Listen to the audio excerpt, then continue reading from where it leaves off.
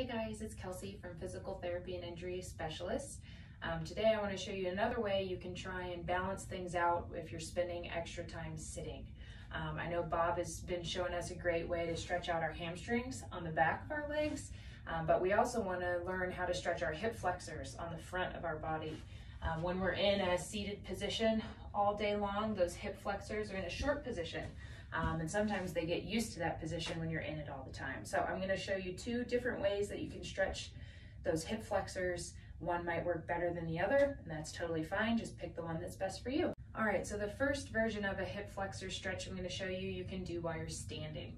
So you're going to stand and you're going to stagger your feet, one foot in front of the other.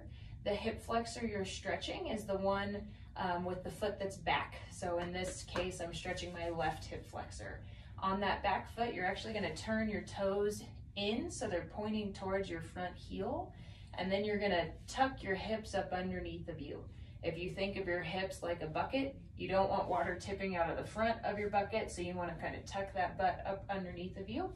If you're already feeling a stretch on the front of your leg and torso, you're already in a good spot. If you need a little more stretch, you're going to keep those hips tucked as then you lunge forward through that front knee.